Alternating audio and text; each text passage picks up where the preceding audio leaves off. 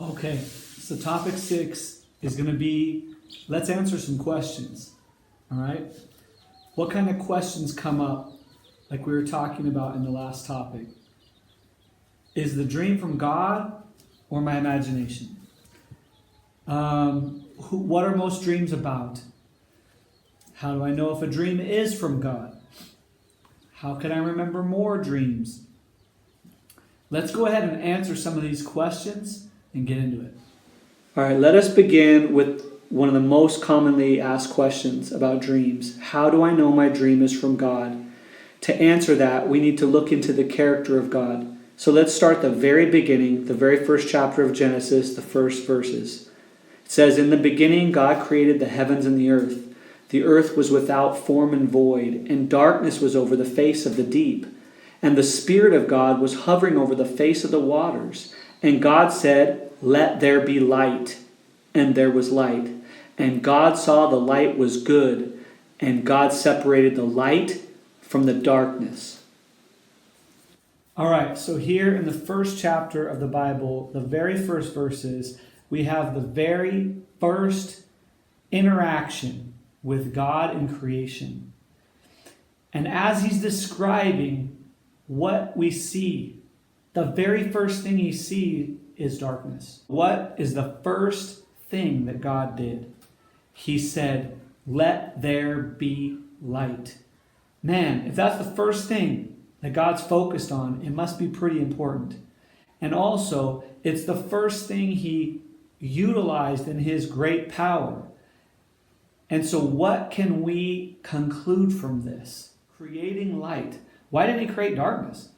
Why didn't he create evil or any of those things? We need to focus on dreams, but I'm just saying this for generalization of being able to focus on the topic at hand of his character. The first thing God focused on was light. And so what we conclude is that God is light, which you will see in other historically written down passages as well. But the focus is God is light. In 1 John chapter 1 verse 5 it says, "This is the message we have heard from him and proclaimed to you, that God is light and in him is no darkness at all." In Psalm 44:3 it says, "For not by their own sword did they win the land, nor did their own arm save them, but your right hand and your arm and the light of your face, for you delighted in them." And in another place it says this, "Like the appearance of the rainbow that is in the cloud on the day of rain, so was the appearance of the brightness all around. Such was the appearance of the likeness of the glory of the Lord." Ezekiel chapter 1:28. It also says in the book of Isaiah 51:4, "Give attention to me, my people, and give ear to me. My nation, for a law will go out from me, and I will set my justice for a light to the peoples." In the book of Habakkuk, chapter 3, verse 4, it says, "His brightness was like the light." In Matthew 28, verse 3, finally, it says, "His appearance was like lightning, and his clothing white as snow."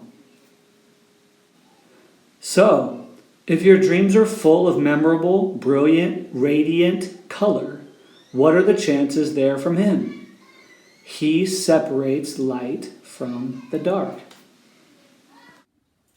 So, if your dreams are full of memorable, brilliant, radiant color, what are the chances they're from him? He separates the light from the dark. All right, let's look at another question. Number 2, is the dream from God or my imagination? In the dreams we have already looked at, God plants the dream in the person whether they are his followers or not, so he can communicate his will. However, soulless dreaming is possible if it's all someone thinks about and desires. Again, we are 3 parts as humans, spirit, soul, and flesh.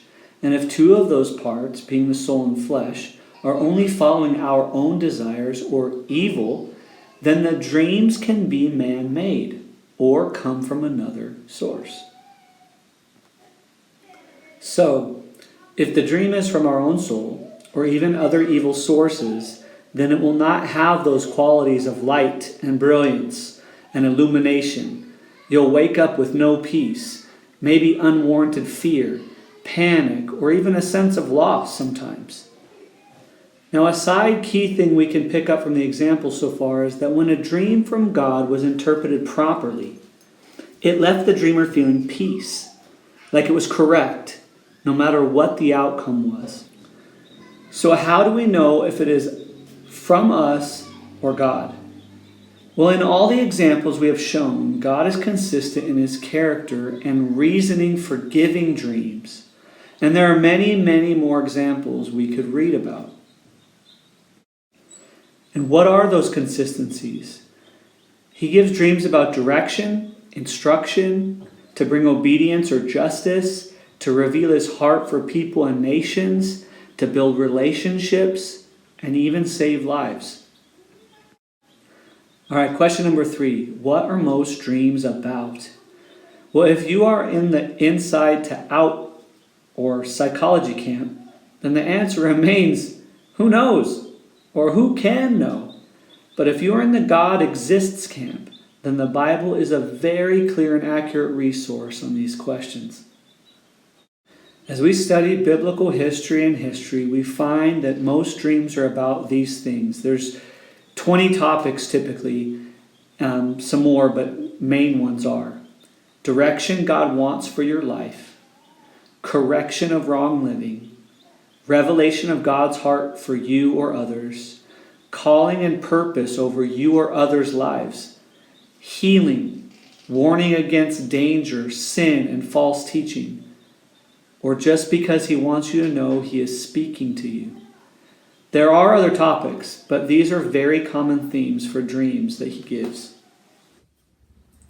All right, one final key that I want to throw in here and bring up before we go to the next topic is many, many times God might be giving a dream with the exact same meaning or topic to 2 different people, but he'll do it in 2 completely different ways because he wants to communicate individually and clearly his will to you who are unique to him.